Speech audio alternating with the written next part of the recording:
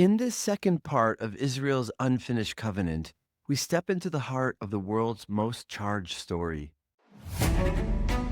How did a covenant of light become a struggle for survival? How did the promise of divine unity fracture into fear, conflict, and control? To begin to understand, we must start with a principle capable of untangling such a complex and twisted story.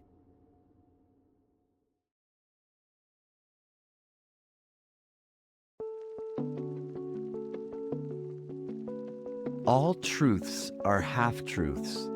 We live in a universe of correspondence in which everything is composed of masculine and feminine, yin and yang, positive and negative.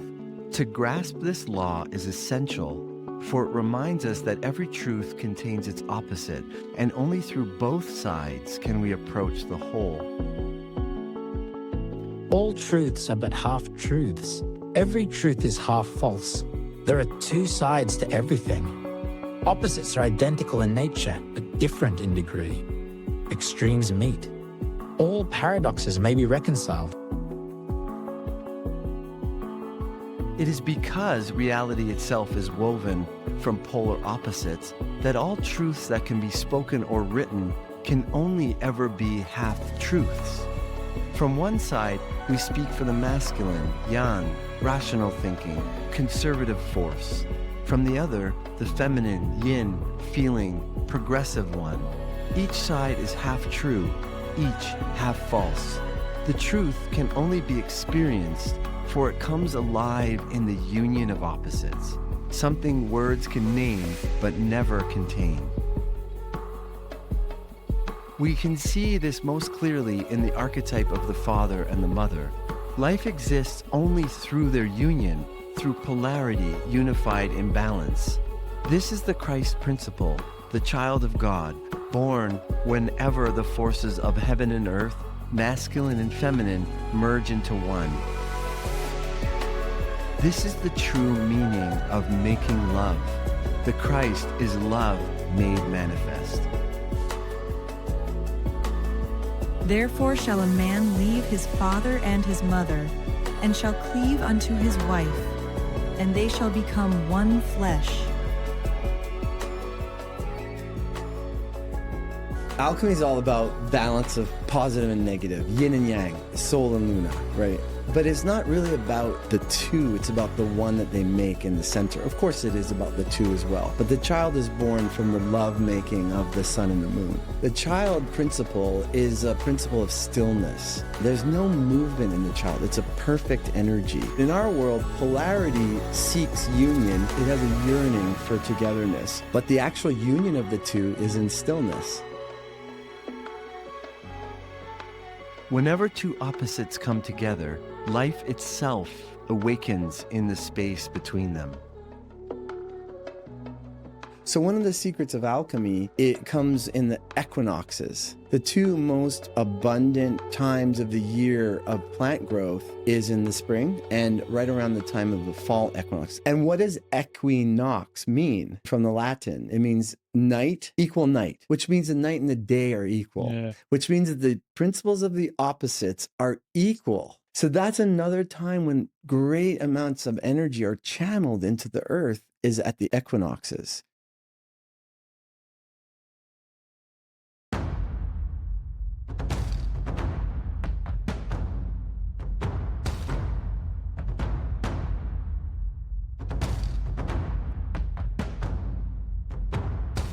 In part one, we spoke of opposition, of the force we call evil, born as the counterpoint to God. There are countless ways to understand this, but one of the simplest is to see the two great tides that draw us off balance, one lifting us too high into spirit, the other sinking us too deep into matter. The Luciferic and Ahrimanic are these forces, these two great opposing powers, endeavor to pull humanity off balance. The Luciferic draws us upward into pride, spiritual illusion, self-importance, and the denial of earthly reality. The Ahrimanic drags us downward into cold intellect, materialism, rigid logic, religious dogma, and the belief that only what can be measured is real. Ahriman is the power that would fetter human beings to the physical world, to dry intellect and outer fact, to a way of thinking that kills the living spirit in things. Between these two poles lies the narrow path of equilibrium, where spirit and matter meet and create the living truth. Only through conscious awareness does the soul stay aligned with its balanced nature, free from the pull of the extremes. In part 1, we saw that the heavenly required a vessel in the earthly, a place where spirit could descend and know itself through form. It is within this meeting of heaven and earth that the I is forged, allowing the divine to experience itself in matter. The narrow path of equilibrium is seen in the Star of David symbol, the union of the upward and downward triangles, heaven and earth in perfect balance. The Christ is that being born from this sacred union where spirit and matter, God and man finally meet.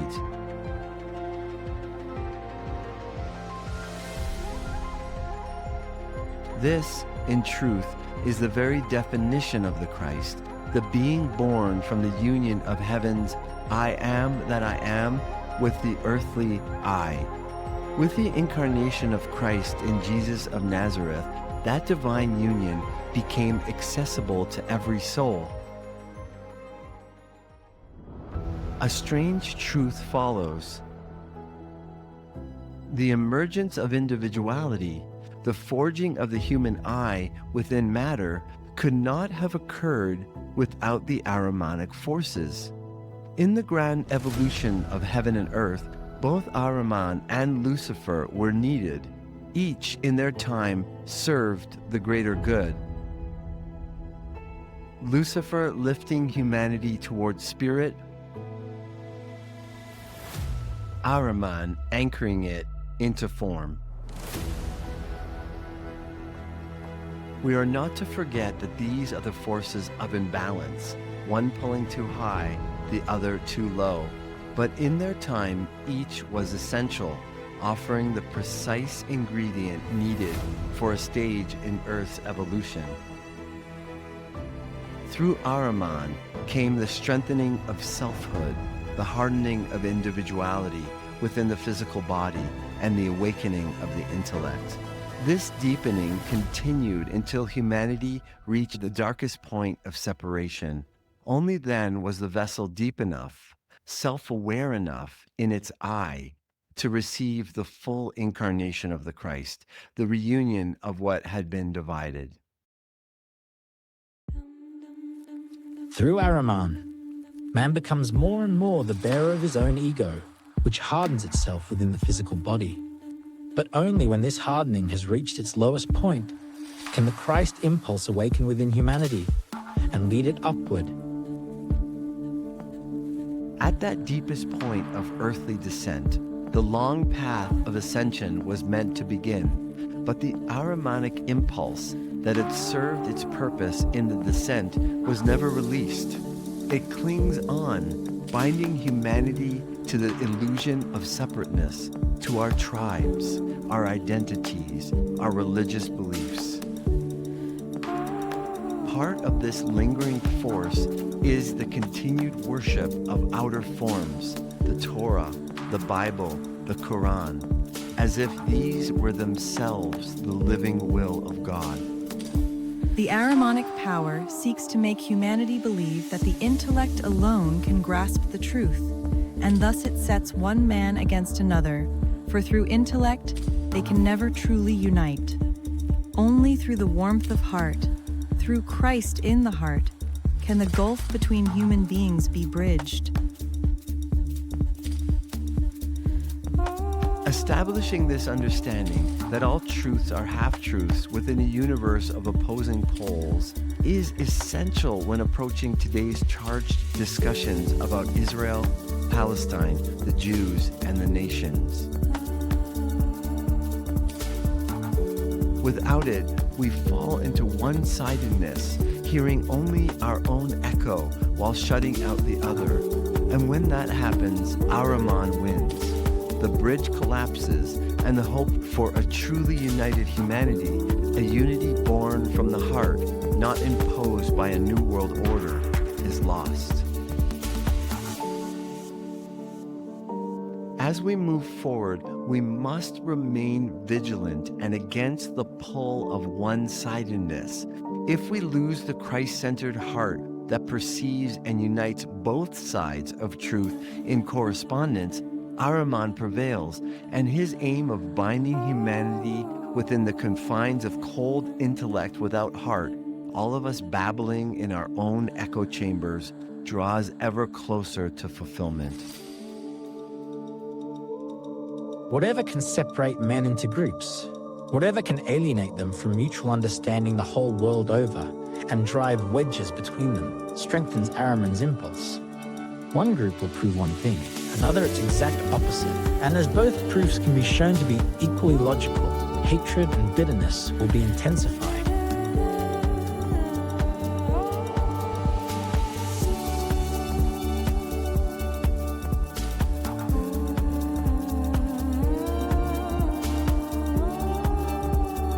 Every fair and truthful critique of Israel today traces back to one root: the primary problem. Israel's generational survival reflex forged under the threat of annihilation.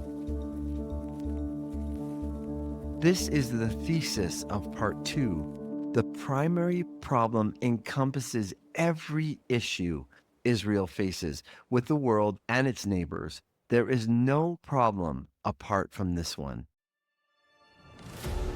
The most important aspect is to understand that the universe is with them, yet by their thinking, they do not permit it to flow into them. It is time for all to come together in understanding each other.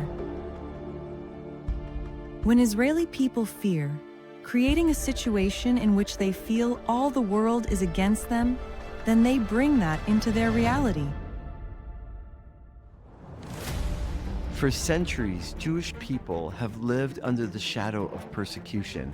Their instinct for survival, born of exile, rejection, and genocide, has become the core of their national identity. Israel's fierce self-protection, its insularity, its prioritizing of Jewish safety and sovereignty above all else, these are not arbitrary traits. They are the result of history. They are the result of trauma. They are understandable.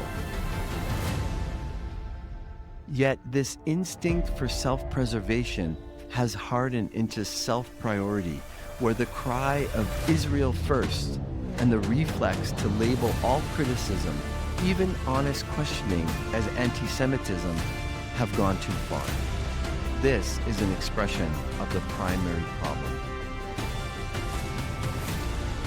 They are a people that have great energies, that have great ability in their genetics.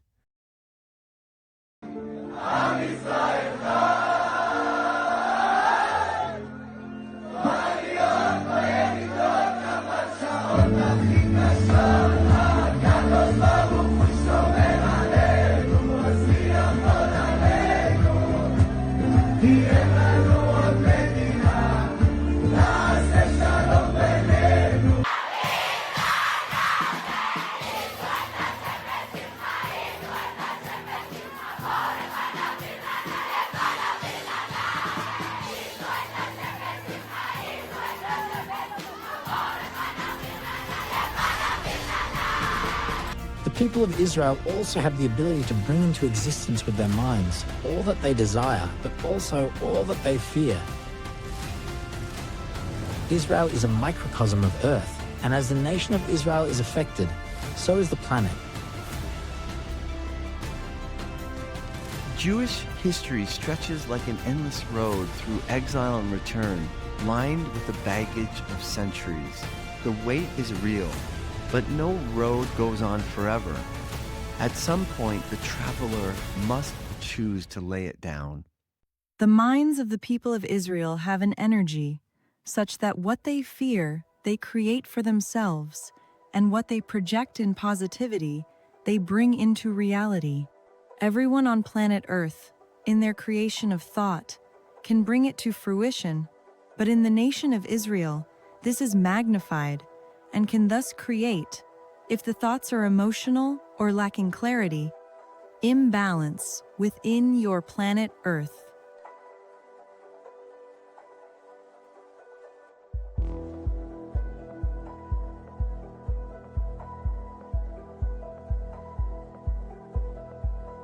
The collective fear of Israel is clear. The world is against us. We must defend ourselves. The primary problem. That fear has been validated time and again by words, by wars, by slaughter. And it came to pass as written, you became a desolation, a mashal and a shanina among the nations where the Lord had led you. This means Israel would become a mashal, a moral parable, a living lesson to the nations, and a shanina, a name spoken with awe and reproach, a reminder of how light fades when it no longer shines outward.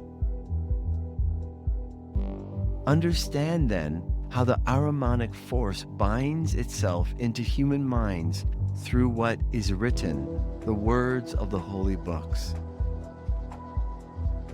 Psalm 83, verse 4 and 5 states, "They say, 'Come, let us wipe them out as a nation. Let the name of Israel be remembered no more. For they conspire with one accord against you. They make a covenant.'" For the Jew, this prophecy has lived exactly as it was inscribed. So let it be written, so it is. From the pogroms of Europe to the Holocaust, to the wars that formed and followed Israel's birth in 1948, it has seemed that the world's hostility towards Israel would never cease, each event echoing the script already carved into collective memory. Only recently has Israel begun to speak directly to the world about what it faces. For decades, it fought its wars on the battlefield, not in the arena of public opinion. But by the time it realized the importance of open communication with the world and entered that conversation, the narrative was already largely shaped. For years, pro-Palestinian media and advocacy networks had mastered the language of emotion, imagery, and social influence, casting Israel as the aggressor and themselves as the sole victims. Their message, carried by the sheer scale of a worldwide Muslim population, naturally influenced the algorithms and social currents of online media until exaggerations and selective truths hardened into what much of the world now accepts as reality. Even the word Zionist has been so distorted that it's now spoken like a slur, when in truth, it simply means someone who loves and supports Israel. What many critics of Israel omit is the other side of the truth, Israel's very real existential threat. This is not imagined. After Israel withdrew its military and civilian presence from Gaza in 2005,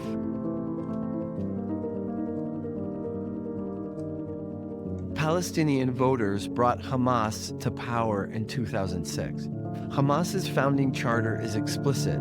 Israel will exist and will continue to exist until Islam obliterates it. Read plainly, that statement expresses an intent to destroy a people and a state, the very definition of genocide, and the ubiquitous Palestinian slogan, "From the river to the sea," is a call to entirely remove Jewish existence from the land of Israel.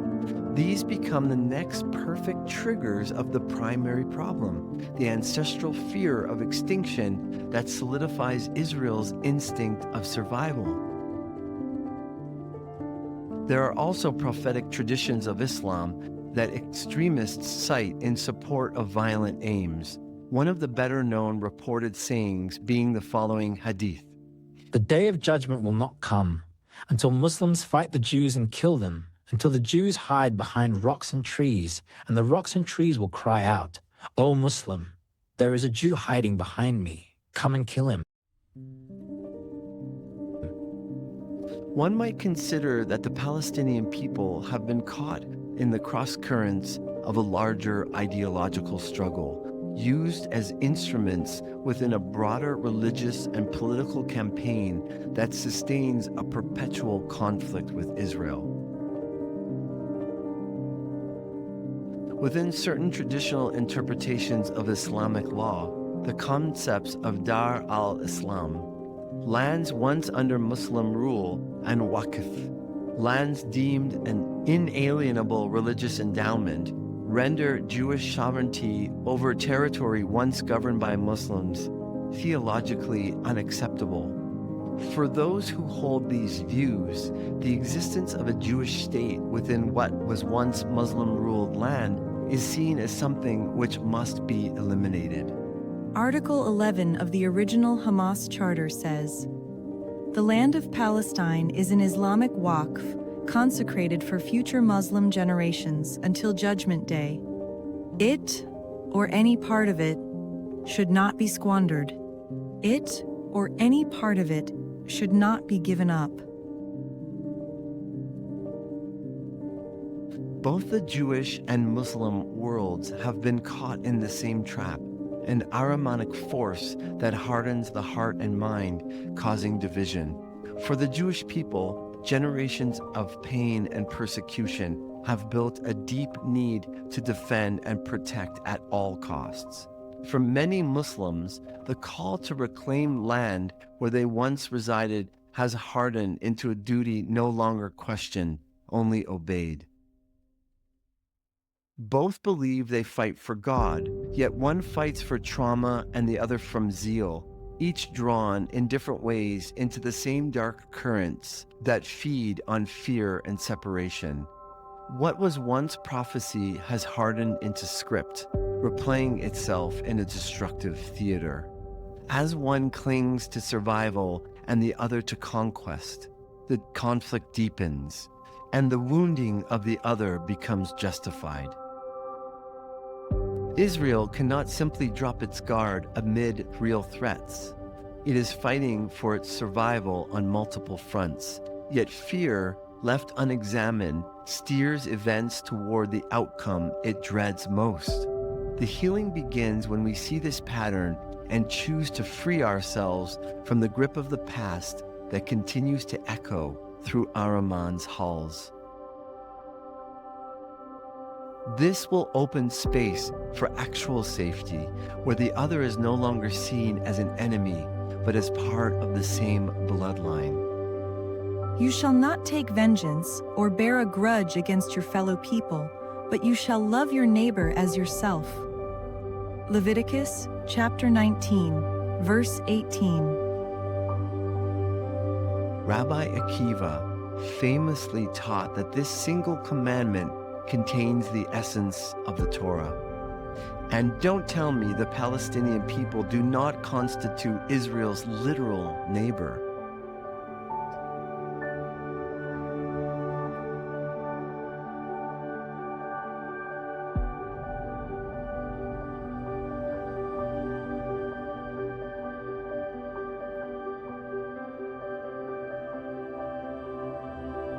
The sun gives without condition. It does not choose who will receive its light and who will not. In this way, the sun mirrors the true nature of love, radiant, impartial, and whole.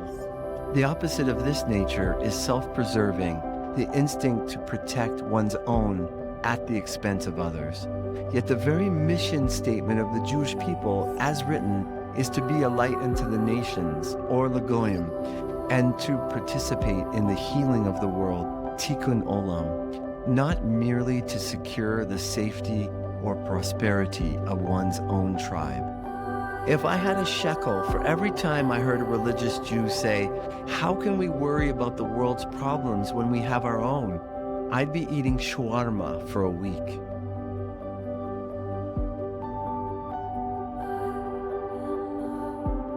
Part 1 explored how that mission became inverted, how the descent into individuality under the influence of Ahriman fixed the Jewish people in the realm of separation. Their long history of suffering only deepened the impulse towards self-protection until survival itself became the priority. With their intelligence, resourcefulness, wealth, and close communal bonds, it is no surprise that Jewish people have done what was necessary to ensure survival, both for themselves and for the state of Israel. On a human level, this is understandable, even admirable, impressive. Yet that same survival instinct, extended into political and economic power, has also led to the rise of organized influence within American politics and media, a reality that can no longer be dismissed as conspiracy or denied into silence. To do so only fuels mistrust. The uncomfortable truth is that Israel's strategic use of influence has reached a point where many Americans feel their own national interests are being compromised. In an era of America first, foreign entanglements of this kind have become increasingly hard to justify. It is not difficult then to see why so many around the world speak critically of what they perceive as disproportionate Jewish or Zionist sway over American media, foreign policy, and the application of power. The United States' unwavering support for Israel, weapons funding, and diplomatic protection has become, for Israel's critics, evidence of manipulation and undue power. This has become the core argument among Israel's critics today, that Israel and the so-called Zionist lobby act primarily in their own interest, often at the expense of America. In other words, the primary problem laid bare. In recent years, more voices within the United States, journalists, policymakers, and commentators alike, have begun to question how this survivalist instinct expresses itself in Washington through lobbying power, campaign influence, and policy alignment that often place Israel's security above America's own evolving priorities. Voices raising the question speak to millions who believe America's foreign policy bends too often towards Israel's security. We're very aware that Israel is dictating our foreign policy, and we would now like that to stop. Amid these debates, powerful government lobbying, media coverage backed by Jewish billionaires, have drawn the United States into Israel's struggles, even when these choices appear costly to America itself. US involvement in Israel's attack on Iran is all but a done deal. At this point you ask, whose war is America fighting? These are entirely legitimate questions. The irony of the primary problem is that, being self-protective by nature, it defends itself most fiercely, branding even fair criticism as anti-Semitism. This reflex, intending to protect Jewish lives and interests, now often silences honest discussion and undermines free expression. People have grown weary of this defensiveness. They recognize what is plainly visible, that Jewish advocacy groups and pro-Israel interests wield significant influence over American politics, and that denying this reality only deepens mistrust precisely because its presence has become so obvious. If Israel wants to wage this war, it has every right to do so. It is a sovereign country, and it can do as it pleases, but not with America's backing.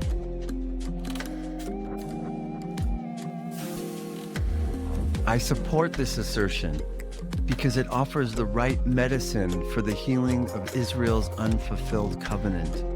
As long as the Jewish people and the state of Israel remain locked in a posture of self-protection, they cannot rise into their higher calling, to be a light unto the nations as a truly sovereign nation, embodying the unconditional solar nature of the Christ.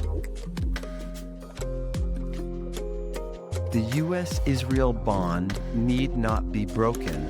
It must simply be conducted through transparent diplomacy that equally serves America, not through behind-the-scenes influence that serves Israel alone.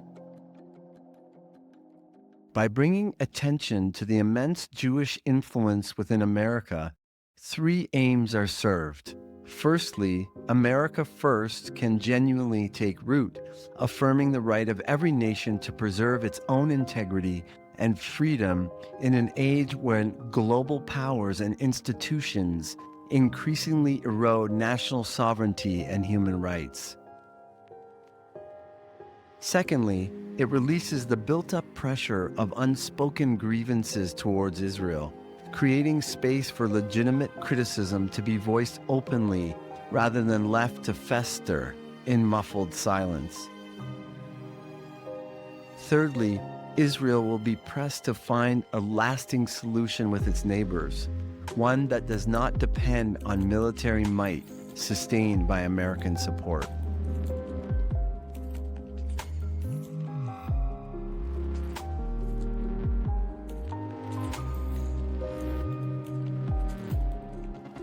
Here, the half-truths reveal themselves. When critics of Israel look only at Israel's strength, they miss the story beneath it, a strength originally prepared for the incarnating Christ, later hardened by the long memory of a people who have known exile, persecution, and extermination, and who swore never to be defenseless again.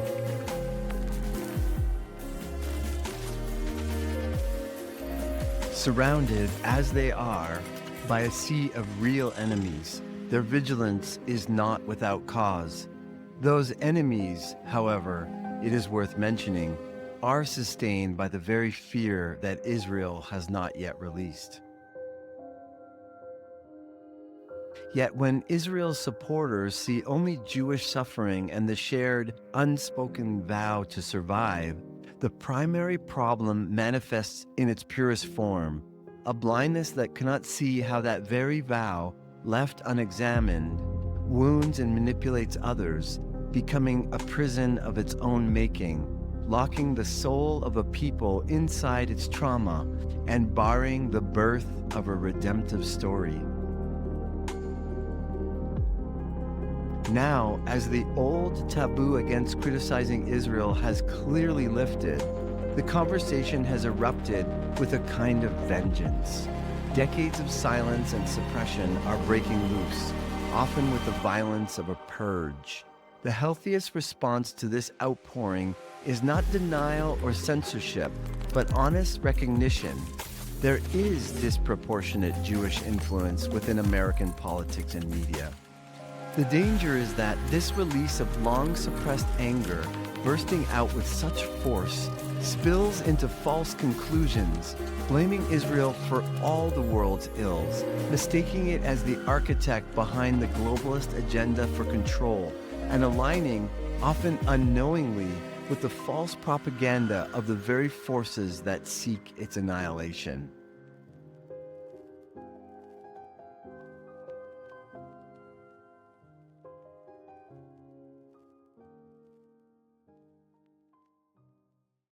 It is worth noticing something deeper within the criticism itself. By calling out Jewish influence as powerful, far-reaching, even world-dominating, Israel's critics unknowingly affirm the very idea that has defined Jewish identity for millennia, that they are the chosen people.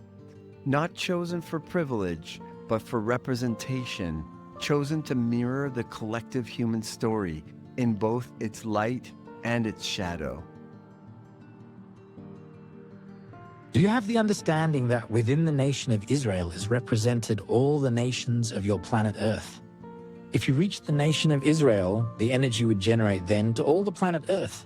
It is not that they are specially chosen, for what they have chosen is similar to service. Being a chosen people is not necessarily like being an elite, for being chosen brings great difficulty. Israel is judged by a moral standard that exceeds what is demanded of any other nation. All eyes are on the Jewish state, even as other nations commit unspeakable atrocities without outrage or headlines. Israel is accused of genocide while being the target of it. Yet the Palestinian population has grown by 84% since 2008. In contrast, the U.S. population has grown by 16.5% in that same time. This relentless scrutiny reveals something deeper, that the world expects more from Israel than it does from any other nation. The Jewish people are held to the standard of the chosen and judged most harshly when they fail to live up to it. Religious Jews have long understood this burden, that Israel serves the world, willingly or not. When they live their calling, they become a light unto the nations. When they do not, they become a mashal and a shanina, a living example of what happens when a people lose sight of their purpose. The concentration of Hebrews is in the nation of Israel, for it is a representative microcosm of the entire planet Earth, and as the nation of Israel is affected, so is the planet. For Israel's true purpose has always been to serve the good of all people, as the sun gives light freely to all. When that calling is fulfilled, the world is warmed by its radiance. When it is not, Israel itself becomes the moral parable, the mashal and the shanina, showing all peoples what happens when light turns inward and forgets to shine. That prophecy foretold it clearly. Israel would stand as both example and warning, a living symbol through which the nations confront their own contradictions, self-interest against compassion, guardedness against trust. No nation has attained Christhood. All carry the gravity of turning away from their highest ideals. Thus, Israel, standing at the center of the world's spiritual drama, bears the mirror of humanity's conscience. The people of planet Earth tend to reject the nation of Israel, but they are yet to recognize within them that the greatest portion of humankind also contains a portion of the nation of Israel within themselves, and thus also has the same tendencies that they feel are attributable to the nation of Israel. I liken the way the nations complain about Israel to the way a husband might hear his wife complain when she is upset but cannot name what's truly bothering her. She becomes angry and fixates on something small, and the husband, confused, wonders why her reaction feels so out of proportion to the issue at hand. Her frustration, however, comes from something deeper that she has not yet identified. The same is true for Israel as the husband and the world as the wife. Though it is not being accused of anything trivial, what the world is most angry about is not what anyone is saying. The more honest and helpful complaint would sound like this: you were meant to be a light unto the nations, yet you act in self-protection, and that is hurting others. Israel first is not open-hearted service to the world. Your fear and survival at all costs are sowing division among the nations. We are angry with you for that. Instead, the world fixates on the details, some true, some false, many distorted by propaganda and many drawing incorrect conclusions, missing the deeper truth. The anger towards Israel's primary problem is understandable, but beneath it lies something far greater, a spiritual disappointment that Israel has not yet lived its divine purpose. For at the center of humanity's evolution stands the Christ principle, the very culmination of creation's purpose, the heart toward which all existence moves. It transcends Christianity and Judaism alike, for it is universal and lives within all true religions and philosophies. Everything revolves around it. And so, as long as the Jewish people remain unaligned with this central truth, it is inevitable that they will feel the weight of the world's collective conscience pressing upon them, urging them to fulfill their choosing. The time has come to end the cycle of accusation and defense, to listen instead of react, and to remember the true purpose of the covenant. Real peace will never arise from military might or political maneuvering. When Israel is no longer guaranteed power by America's hand, its own full power will at last be demonstrated. The greatest power has always been the simplest one: love made by opposites. Love restored between neighbors.